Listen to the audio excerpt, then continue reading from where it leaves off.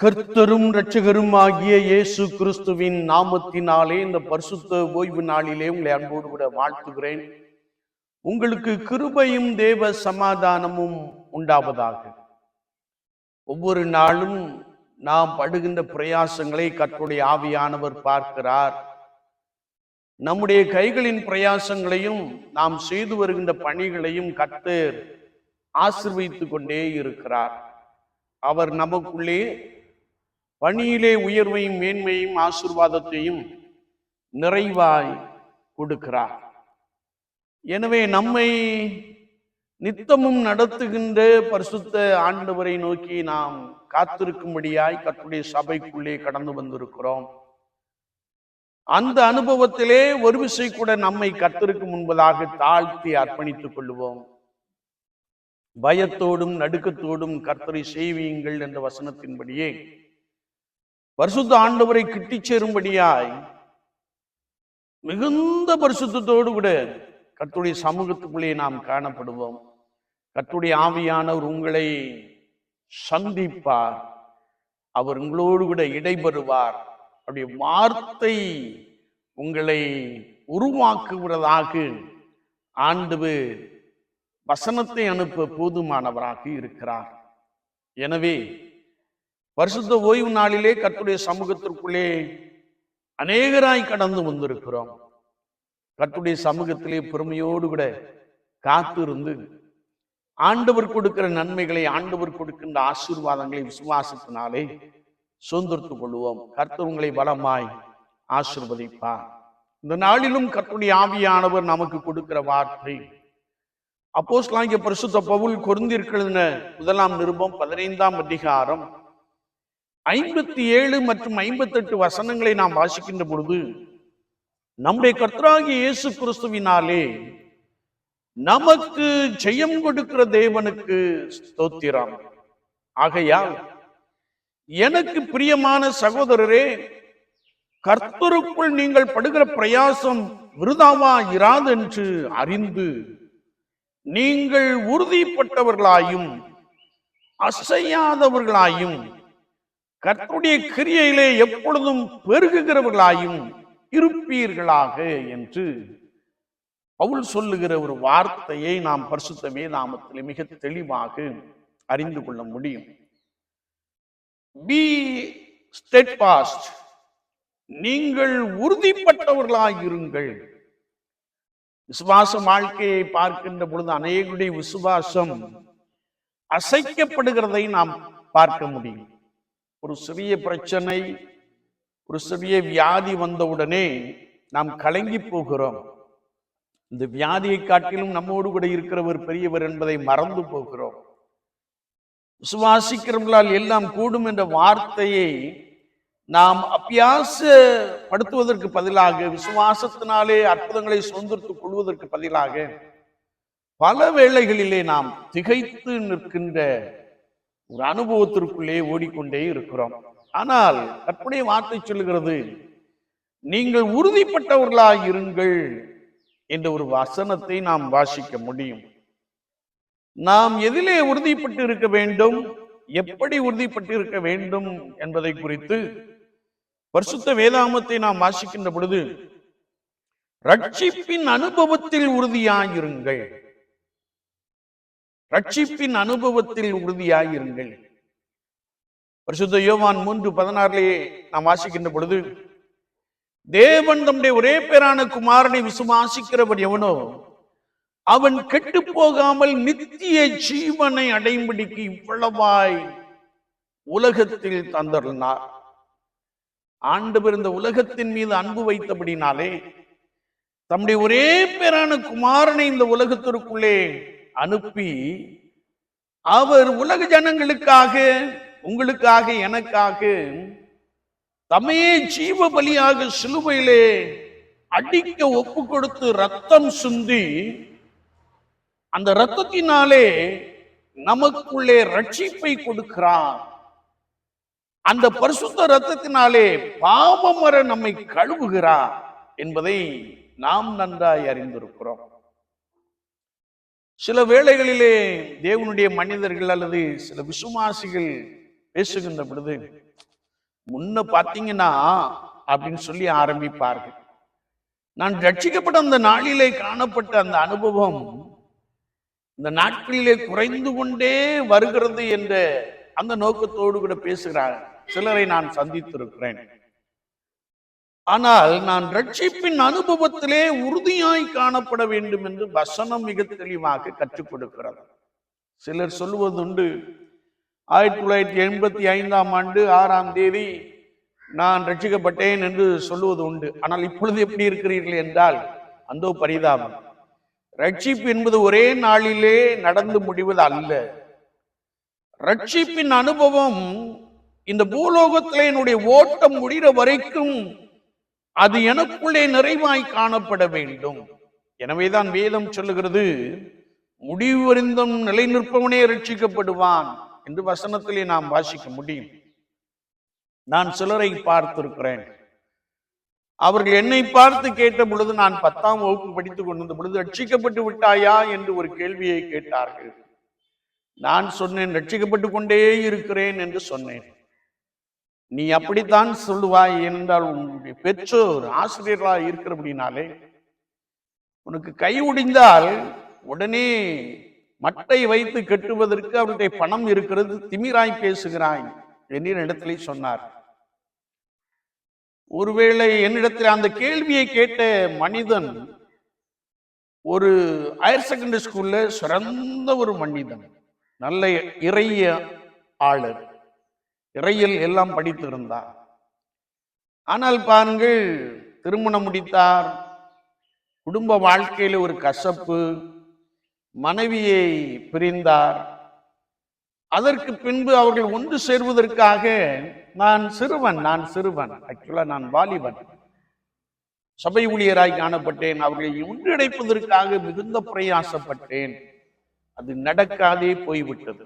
ஏன் இதை சொல்லுகிறேன் என்றால், அவர் ரட்சிப்பின் சுவிசேஷத்தை அறிவித்துக் கொண்டிருந்த ஒரு தேவ மனிதன் மாத்திரமல்ல, சமுதாயத்தின் நல்ல அந்தஸ்திலே ஹையர் செகண்டரி ஸ்கூல்லே பணி செய்த ஒரு ஆசிரியர். அவருடைய முடிவை பார்க்கின்ற பொழுது பரிதாபம். ஒருவேளை ரட்சிப்பு என்பது ஒரே நாளில் நடந்து முடிவது அல்ல. அது என்னுடைய வாழ்க்கையின் அனுபவத்திலே நான் அதை ஒவ்வொரு நாளும் அனுபவிக்கிற ஒரு நபராக காணப்பட வேண்டும், என்னுடைய ஓட்டம் முடிகிற வரைக்கும். எனவேதான் அப்போஸ்தலனாகிய பரிசுத்த பவுல் அழகாய் சொல்லுகிறார், நல்ல போராட்டத்தை போராடினேன், ஓட்டத்தை முடித்தேன், விசுவாசத்தை காத்துக் கொண்டேன் என்று சொல்லுகிறார்.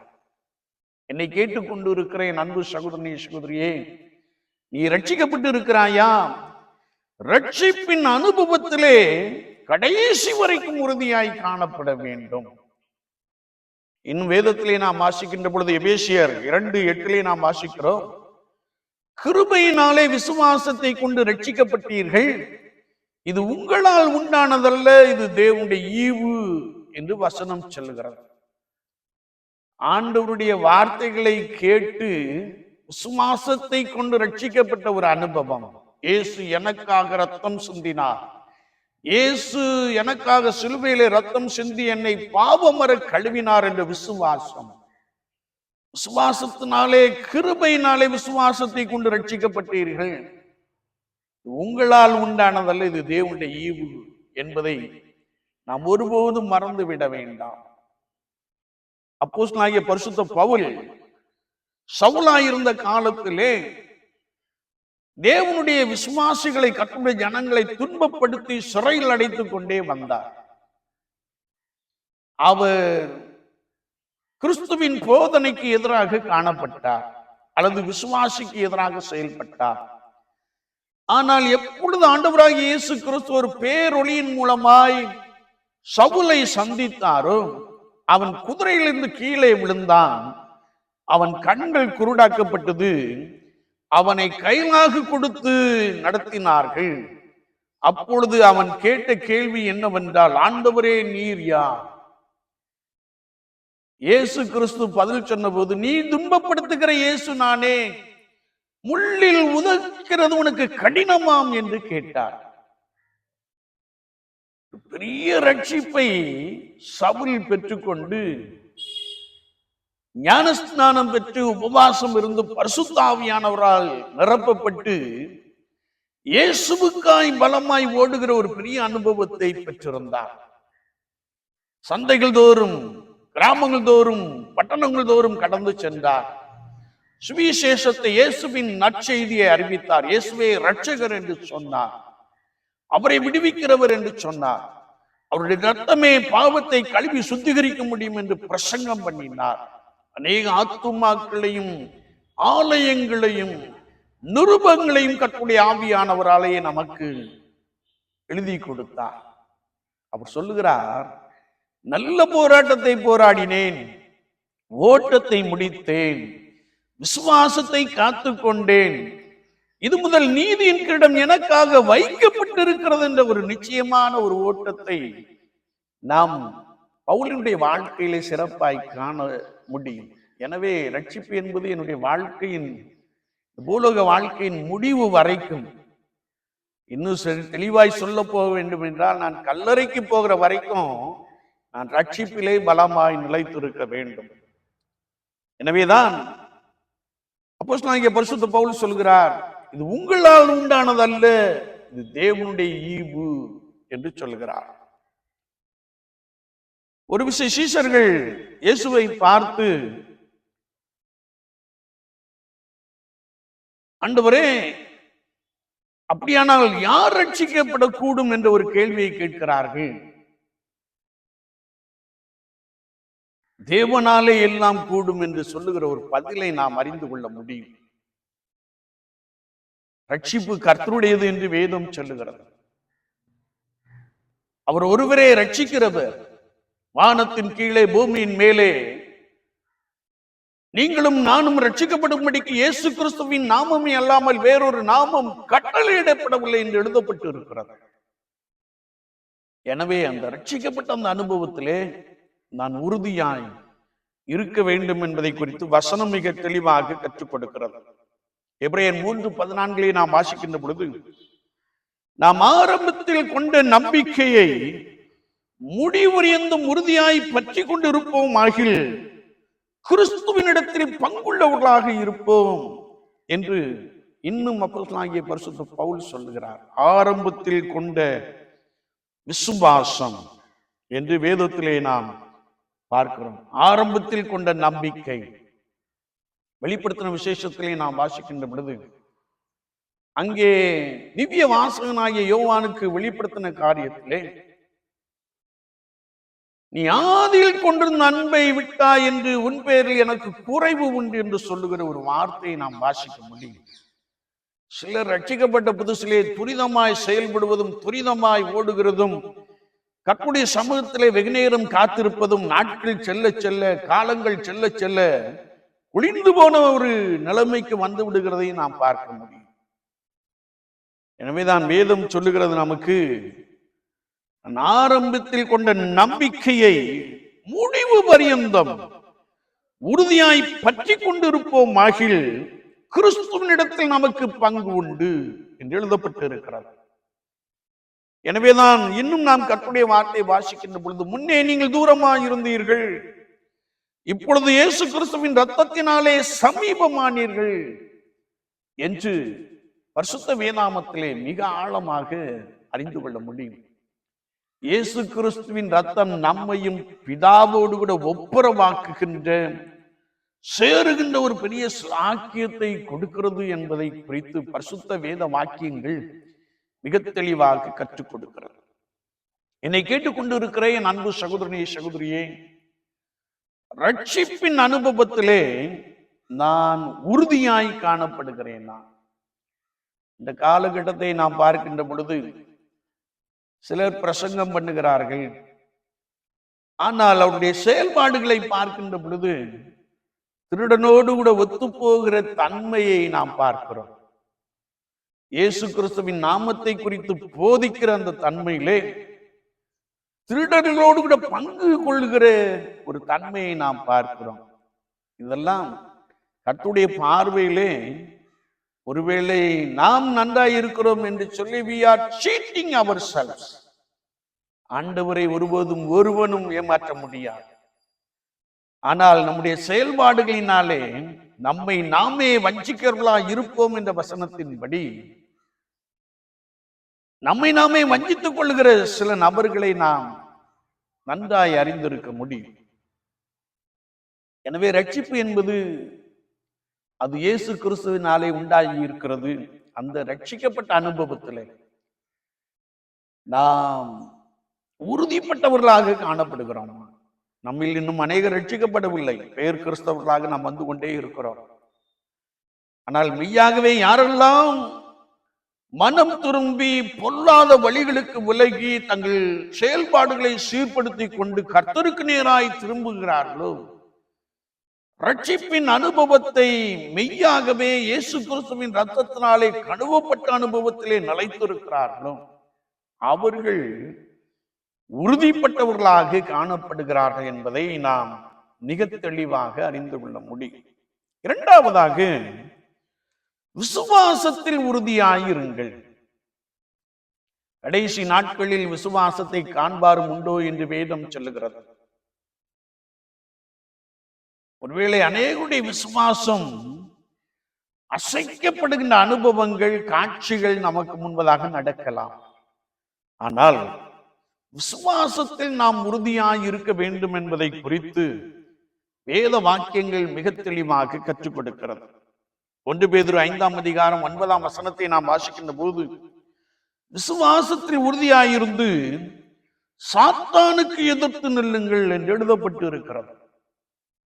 சத்ருவாகிய பிசாசானவனை மடங்கடிக்க வேண்டும் என்றால் ஆவியின் பட்டயம், விசுவாசம், இவைகளிலே நாம் நிலைத்திருந்து அவனை எதிர்த்து நிற்க வேண்டும் என்பதை குறித்து வசனம் மிக தெளிவாக கற்றுக் கொடுக்கிறது. அது மாத்திரமல்ல, எண்ணாகமத்தின் புஸ்தகம் 13ஆம் அதிகாரம் 30ஆம் வசனத்தை நாம் வாசிக்கின்ற போது, காலேப் விசுவாசத்தினாலே சொன்னான், நாம் அதை எளிதாய் ஜெயிக்கலாம் என்று சொல்லி கானான் தேசத்தை வேவுபடு பார்க்கும்படியாக அனுப்பப்பட்டவர்கள் திரும்பி வந்து சொன்னபோது, ஐயோ, அங்கு ராட்சசர்கள் வாழுகிறார்கள், அரணான பட்டணங்கள் உண்டு, நம்மை காட்டிலும் பலசாலிகள் உண்டு என்று சொல்லி நெகட்டிவான வார்த்தைகளை வெளிப்படுத்துகிற ஒரு காட்சியை நாம் பார்க்க முடியும். ஒருவேளை இன்றைக்கும் ஒரு சிறிய காரியம் என்றால் அதை நெகட்டிவான எண்ணத்திலே, நெகட்டிவான பேச்சிலே அதை பேசி அதிலே அமிழ்ந்து போகிற காட்சியை நாம் பார்க்கிறோம்.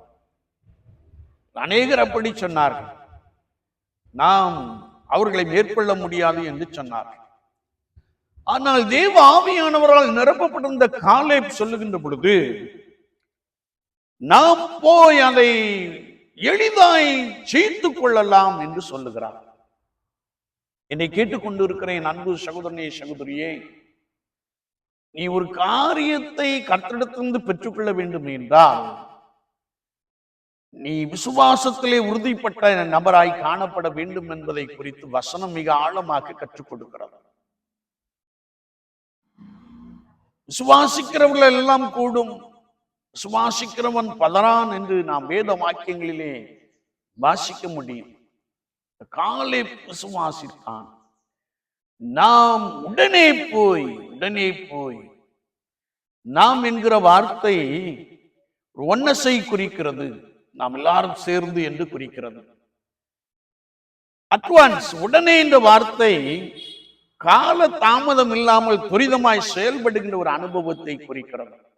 அநேக விஷயம் நம்முடைய வாழ்க்கையிலே நாம் பைபிள் ரீடிங்கோ அல்லது ஜெபிக்கின்ற நேரமோ நாம் பார்க்கின்ற பொழுது கொஞ்சம் பொறுத்து வாசித்துக் கொள்ளலாம், இன்னும் கொஞ்சம் நேரம் இருக்குல்ல வாசித்துக் கொள்ளலாம், அப்புறம் இரவிலே வாசித்துக் கொள்ளலாம், அப்புறம் காலையிலே வாசித்துக் கொள்ளலாம். தள்ளி போடுகிற அனுபவம். ஆனால் காலேப் சொன்னார், உடனே அட்வான்ஸ், நாம் உடனே போய் அதை எளிதாய் சுதந்திரத்துக் கொள்ளலாம் என்று சொல்லுகிற ஒரு வசனத்தை தெளிவாய் வாசிக்கிறோம். ஏனென்றால் காலேப்புக்குள்ளே தேவ ஆவியானவர் இருந்தார், அவன் விசுவாசத்தில் உறுதியாய் காணப்பட்டான். யோபு பக்தன் சொல்லுகின்ற பொழுது, யோபுவின் புஸ்தகம் 13ஆம் அதிகாரம் 15ஆம் வசனத்தை நாம் வாசிக்கின்ற பொழுது, அவர் என்னை கொன்று போட்டாலும் நான் அவர் மேல் நம்பிக்கையாயிருப்பேன் என்று சொல்லுகிற ஒரு வார்த்தை. எவ்வளவோ பாடுகள், எவ்வளவோ பிரச்சனைகள், எல்லாவற்றையும் இழந்த ஒரு நிலைமை, மனைவி தன்னை நிந்திக்கிற ஒரு நிலைமை, எல்லாவற்றிலும் யோபு பக்தன் சொல்லுகின்ற பொழுது, அவர் என்னை கொன்று போட்டாலும் நான் அவர் மேல் நம்பிக்கையாயிருப்பேன், என் மீட்பர் உயிரோடு இருக்கிறார், நான் அவரை காண்பேன் என்ற விசுவாசம் யோபுக்குள்ளே பலமாய் காணப்பட்டபடியினாலே அவனுடைய சரீர பாடுகள், வேதனைகள் எல்லாம் நீங்கி அவன் இழந்து போன எல்லாவற்றுக்கும் பதிலாக ஆண்டவர் அவனுடைய பின்னிலைமையிலே இரண்டத்தனையாய் ஆசீர்வதித்தார். என்னை கேட்டுக்கொண்டு இருக்கிற என் அன்பு சகோதரனே, சகோதரியே, கர்த்தருடைய ஆவியானவர் உன்னை பார்த்து சொல்லுகிற ஒரு வார்த்தை என்னவென்றால், நீ வியாதியினாலே உன்னுடைய சரீரத்தை இழந்து போன ஒரு நபராய் காணப்படலாம். ஆனால் கர்த்தருடைய ஆவியானவர் உன்னை பார்த்து சொல்லுகிறார், நீ கர்த்தராகிய ஆண்டவரை நம்புகின்ற பொழுது, கர்த்தராகிய இயேசு கிறிஸ்துவை விசுவாசிக்கின்ற பொழுது, இழந்து போன எல்லாவற்றையும், உன் சரீரத்தை புதுபலத்தோடு விட அற்புதங்களினாலே நிரப்ப அவர் போதுமானவராக இருக்கிறார். யோபு சொல்லுகிறார், அவர் செய்ய நினைத்தது ஒன்றும் தடைபடாது என்பதை அறிந்திருக்கிறேன். விசுவாசம், விசுவாசம். விசுவாசத்துல நிலைத்திருக்கின்ற பொழுது ஆண்டவர் உங்களுடைய வாழ்க்கையிலே பெரிய அற்புதத்தை செய்கிறார். நாம் அடிக்கடி சோர்ந்து போகிறோம், அடிக்கடி பலவீனப்பட்டு போகிறோம். சில வேளைகளிலே நாம் தனிமையிலே இருந்து கண்ணீரோடு கூட அழுது கொண்டு இருக்கிறோம். ஆனால் இவை எல்லாவற்றையும் ஆண்டவர் பார்க்கிறார். வியாதியை உன்னை விட்டு விலக்குவேன், வாதை உன் கூடாரத்தை அணுகாது என்று சொன்னவர் மெய்யாகவே நீங்கள் விசுவாசித்தால் இந்த சரீரத்தில் உள்ள எல்லா பாடுகளும், வேதனைகளும் நீங்கி போகும். அது மாத்திரமல்ல, உங்களுடைய முன்னிலைமையை பார்க்கிலும் பின்னிலைமையிலே இரண்டத்தனையான ஆசீர்வாதம். ஒரு வார்த்தை, அவர் செய்ய நினைத்தது ஒன்றும் தடைபடாது என்பதை நான் அறிந்திருக்கிறேன் என்ற விசுவாசம். நீ கேட்டுக்கொண்டு இருக்கிறேன் அன்பு சகோதரனே, சகோதரியே, பிரச்சனையினாலே நீ சோர்ந்து போய் காணப்படுகிறாயோ,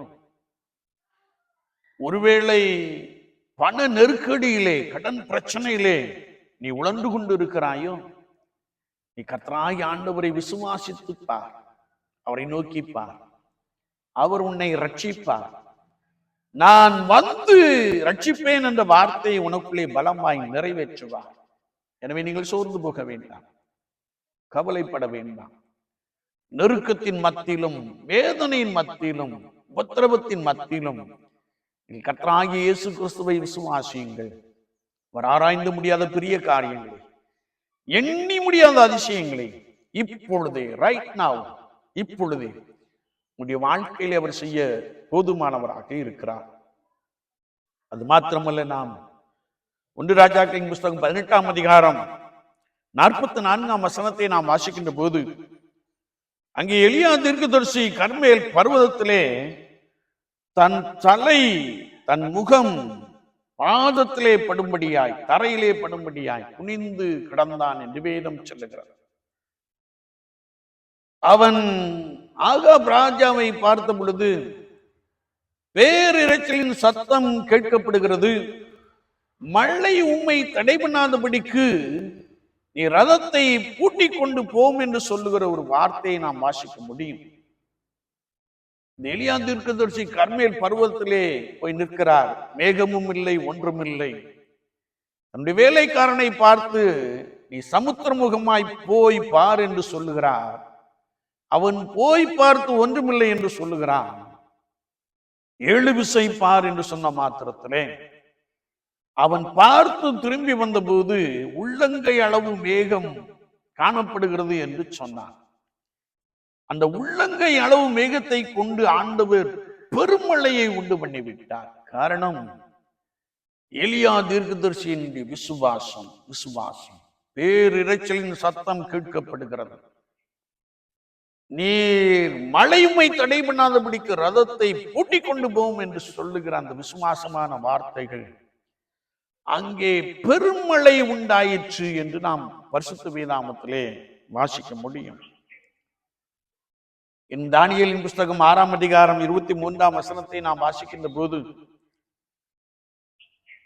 தரியு ராஜா தானியேலை குறித்து சொல்லுகின்ற பொழுது, அவன் தன் தேவன் பேரில் விசுவாசித்திருந்தபடியினால் அவனில் ஒரு சேதமும் இல்லை. தானியேல் கர்த்தருக்கு முன்பதாகவும் அரசாங்கத்திலே செய்த பணியிலே பொறுப்பிலே மிகுந்த உண்மை உடையவனாக காணப்பட்டான். அவனுக்கு எதிராக சட்டங்கள் இயற்றப்பட்டது, சட்டங்கள் நடைமுறைப்படுத்தப்பட்டது. சிங்கக்கபியிலே தூக்கி கொண்டு போய் போட்டார்கள். சிங்கங்கள் அவனை சேதப்படுத்தவில்லை. அதென்றால் அவன் தன் தேவன் பேரில் விசுவாசித்திருந்தபடியினாலே ஆண்டவர் தம்முடைய தூதனை அனுப்பி சிங்கங்களின் வாயை கட்டி போட்டார்.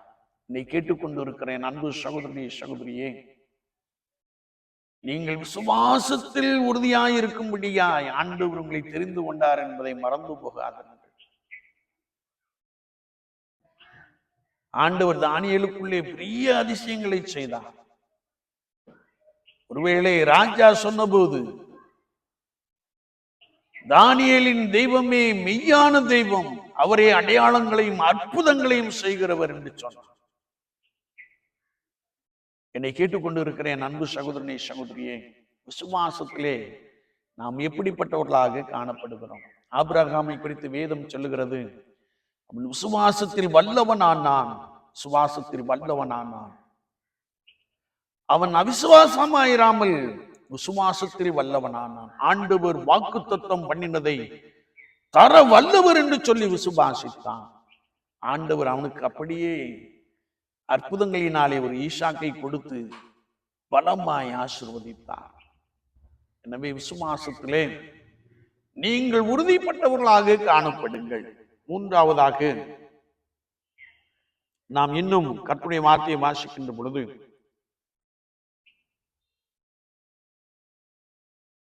அன்பு கூறுவதில் உறுதியாயிருங்கள். அன்பு கூறுவதில் உறுதியாயிருங்கள். நாம் காண்கின்ற உலகம் அன்பற்ற நிலைமையிலே காணப்படுவதை நீங்களும் நானும் நன்றாய் அறிந்திருக்கிறோம். சகோதர சிநேகம் உங்களில் நிலைத்திருக்க கடவுது என்று வேதம் சொல்லுகிறது. ஆனால் சகோதரன் சகோதரனை வெறுக்கின்ற காலகட்டத்திலே நாம் காணப்படுகிறோம். இதே பட்டணத்தை நாம் எடுத்துக்கொள்கின்ற பொழுது, so many people are highly educated, highly professionalist. ஆனால் சகோதரன் சகோதரனோடு கூட பேசாத ஒரு தன்மையை நாம் பார்க்கிறோம். அது ஏனென்றால் உலக பிரகாரமாய் வாழுகின்ற ஒரு வாழ்க்கை. ஆண்டவராகிய இயேசு கிறிஸ்து சொன்னபோது, நீ என்னிடத்தில் அன்பு கூறுகிறேன் என்று சொல்லி உன் சகோதரனை பகைத்தால் நீ பொய்யன் என்று எழுதப்பட்டு இருக்கிறது. தன் சொந்த சகோதரனை பகைக்கிறவன் இன்னும் இருளில் இருக்கிறான் என்று எழுதப்பட்டு இருக்கிறது. இயேசு கிறிஸ்து உங்களையும் என்னையும் நேசிக்கும்படியாய், உங்களுடைய பாவங்களையும் என்னுடைய பாவங்களையும் இந்த உலகத்தில் உள்ள பாவங்களையும் சுமந்து தீர்க்கும்படியாய் தேவ ஆட்டுக்குட்டியாய் வெளிப்பட்டவர் தம்முடைய ஜீவனையே சிலுவையிலே அர்ப்பணித்து ரத்தம் சிந்தினார் என்பதை நாம் நன்றாய் அறிந்திருக்கிறோம். பரிசுத்த யோவான் 15ஆம் அதிகாரத்திலே நாம் வாசிக்கின்ற பொழுது, தன்னுடைய ஜீவனை கொடுக்கிற அந்த சிநேகத்தை காட்டிலும் அன்பு வேறொன்றும் இல்லை என்பதாக நாம் வேதாகமத்திலே தெளிவாய் அறிந்து கொள்ள முடியும். எனவே கர்த்தருடைய வார்த்தை சொல்லுகிறது, அப்போஸ்தலனாகிய யோவான் 1ஆம் அதிகாரத்திலே நாம் வாசிக்கின்ற பொழுது, தான் கண்ட சகோதரத்தில் அன்பு கூறாதவன் தான் காணாத தேவனிடத்தில் எப்படி அன்பு கூற முடியும் என்று எழுதப்பட்டு இருக்கிறது. எனவே நீங்கள் அன்பு கூறுவதில் உறுதியாய் காணப்பட வேண்டும். ரோமர் 5:5 நாம் வாசிக்கின்ற பொழுது, பரிசுத்த ஆவியானவர் நம்முடைய உள்ளத்திலே ஊற்றப்பட்டு இருக்கிறபடினால் அந்த அன்பு நம்மை வெட்கப்படுத்தாது என்று எழுதப்பட்டு இருக்கிறது. ஆதி திருச்சபையை நாம் பார்க்கின்ற பொழுது, அவர்கள் எல்லாரும் பரிசுத்த ஆவியானவரால் நிரப்பப்பட்டு ஆவியானவர் தங்களுக்கு தந்துள்ள வரத்தின்படியே வெவ்வேறு பாஷைகளிலே பேசினார்கள்.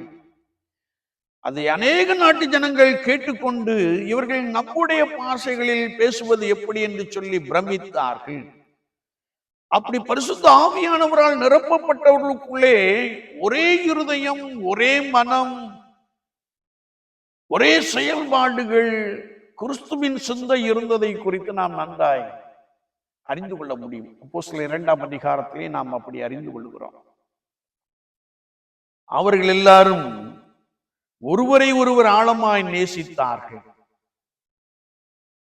ஒருவேளை தங்களுடையவர்களை ஒன்றுமில்லாதவர்களுக்கு கொடுத்தார்கள், பகிர்ந்து கொண்டார்கள். ஏனென்றால் தேவ ஆவியானவருடைய உள்ளத்தில் ஊற்றியிருக்கிறபடினால் அந்த அன்பு நம்மை வெட்கப்படுத்தாது என்ற வசனத்தின்படியே பரிசுத்த ஆவியானவரால் நிரப்பப்பட்டவர்கள் மற்றவர்களை நேசித்தார்கள், ஒன்றுமில்லாதவர்களை நேசித்தார்கள். எனவேதான் நீங்கள் ரட்சிப்போடு கூட தேவ ஆவியானவரை பெற்றுக் கொள்ளுகின்ற பொழுது அன்பு கூறுவதற்கு முதலிடமாக காணப்படுவீர்கள். நான் ஒரு சகோதரனை நன்றாய் அறிந்திருக்கிறேன். அவர் அநேக விஷயம் என்னோடு கூட பேசின பொழுது எல்லாரும் ஒன்றாய் இருக்க வேண்டும், எல்லாரும் ஒரு மனதோடு கூட காணப்பட வேண்டும் என்று சொல்லி அடிக்கடி என்னோடு கூட பேசிக்கொண்டே இருக்கிறார். வேதம் சொல்லுகிறது அன்பு கூறுவதில் நாம் உறுதிப்பட்டவர்களாக காணப்பட வேண்டும். அன்பில்லாதவன் தேவனை அறியான் என்று எழுதப்பட்டு இருக்கிறது. நம்மில் அநேகர் அண்ணன் தம்பியோடு கூட பேசாமலே நாம் கர்த்தருக்கு ஆராதனை செய்கிறோம்.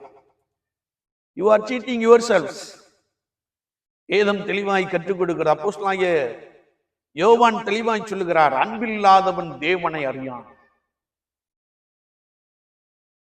எனவே நான் ரட்சிக்கப்பட்ட அந்த அனுபவத்திலே, விசுவாசத்தில் நிலைத்திருக்கிற அந்த அனுபவத்திலே எல்லாரையும் நேசிக்கக்கூடிய அன்பு நிறைந்தவர்களாக காணப்பட வேண்டும். ஆண்டவராகிய இயேசு கிறிஸ்து சொன்ன போது சத்துருக்களை சிநேகியுங்கள் என்று சொன்னார். உங்களை சிநேகிக்கிறவர்களே நீங்கள் சிநேகித்தால் அதனால் உங்களுக்கு லாபம் என்ன? உங்கள் சத்துருக்களை சிநேகியுங்கள் என்று சொன்னார். உங்கள் சத்துருக்களுக்கு நன்மை செய்யுங்கள் என்று சொன்னார். விசுவாச வாழ்க்கையிலே நாம் அன்பு கூறுவதில் எப்படி காணப்படுகிறோம்? ஒருவேளை ஒவ்வொரு திருவிருந்து ஆராதனையிலும் உன் தேவனாகிய கற்றிடத்தில் உன் முழு இருதயத்தோடும், உன் முழு ஆத்மாவோடும், உன் முழு மனதோடும், உன் முழு பலத்தோடும் அன்பு கூறுவாயாக என்று சொல்லிவிட்டு நீ காண்கிற சகோதரனிடத்தில் அன்பாயிரு என்று இயேசு கிறிஸ்து சொல்லி இருக்கிறார். ஆராதிக்கின்ற இடத்துல எல்லாரோடு கூட ஐக்கியம், எல்லாரும் கூட அன்பாயிருக்க வேண்டும் என்பதை குறித்து வசனம் மிக தெளிவாக கற்றுக் கொடுக்கிறது.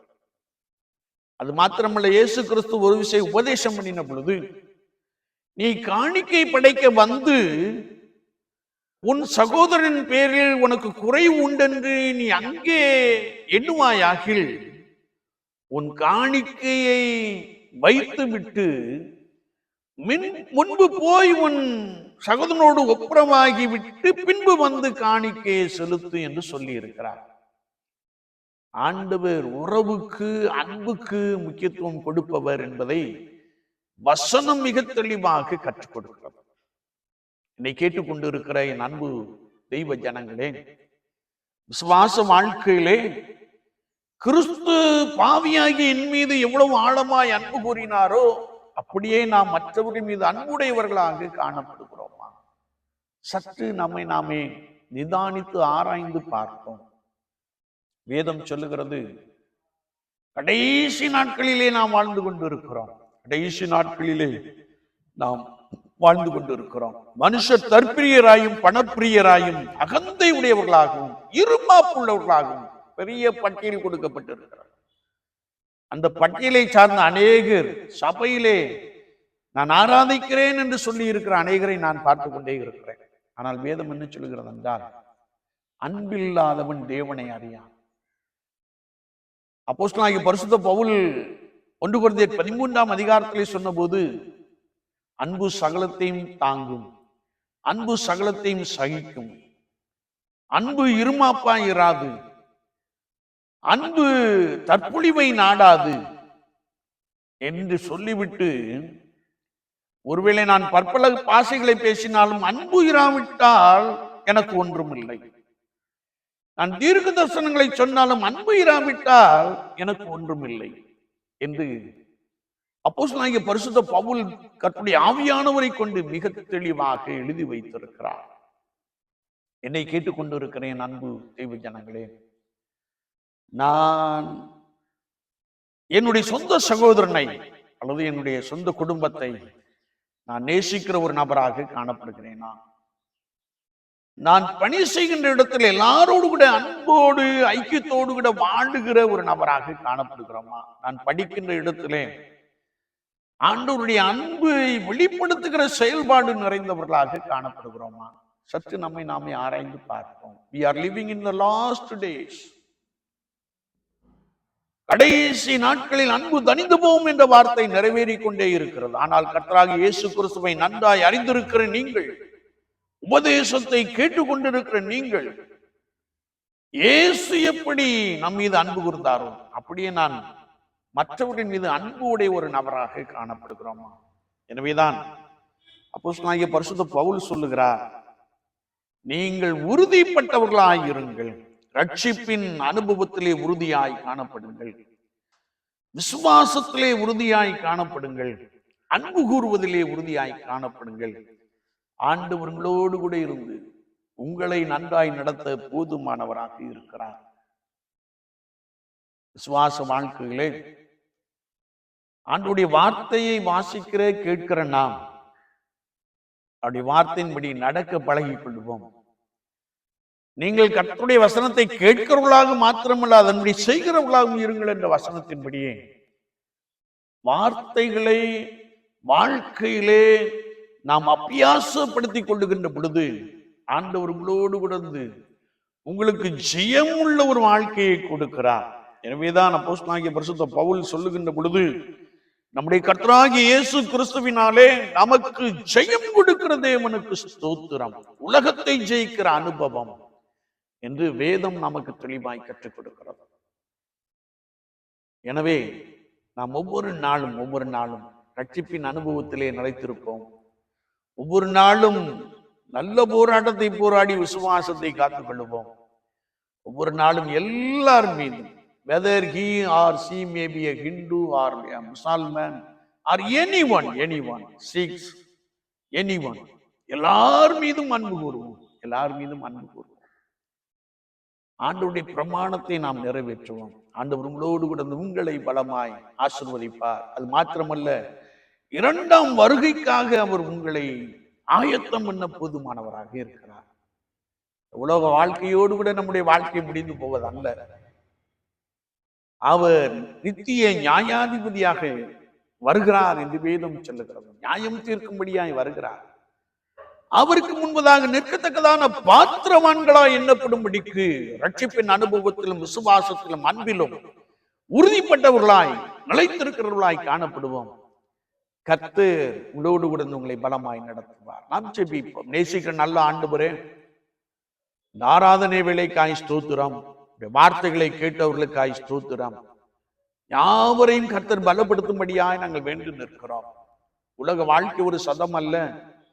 இது நிழலை போல நிலை நிற்காமல் ஓடி போகிற ஒரு வாழ்க்கை, புகையை போல ஒளிந்து போகிற ஒரு வாழ்க்கை.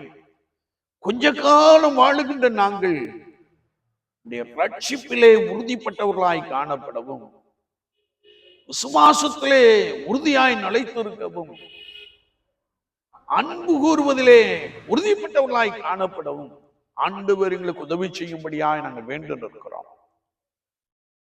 தன்னுடைய சொந்த சகோதரனை பகைத்து வாழுகிறதை நாங்கள் பார்க்கிறோம். அதையெல்லாம் விட்டு மன கசப்பு, ஆண்டவரே, மனதிலே காணப்படுகிற கசப்பு என்னும் வேர், பகை என்னும் வேர் இயேசுவின் நாமத்தினாலே பிடுங்கப்பட்டு ஒரு இணக்கம் உள்ள ஒரு வாழ்வை வாழ கர்த்தர் எல்லாருக்கும் உதவி செய்கிறார். வார்த்தையை கேட்டவர்களுக்காய் ஸ்தோத்திரம். வசனத்தை தங்கள் வாழ்க்கையிலே அபியாசப்படுத்துகிறவர்களுக்காய் ஸ்தோத்திரம். அப்படிப்பட்டவர்களை கர்த்தர் 1000 மடங்கு நீர் ஆசீர்வதிப்பீரார். நன்மையினாலும் கிருபையினாலும் முடிசூட்டுவீரார். இயேசு கிறிஸ்துவின் நாமத்தில் ஜெபங்கேளும் பரிசுத்த பிதாவே. ஆமென், ஆமென்.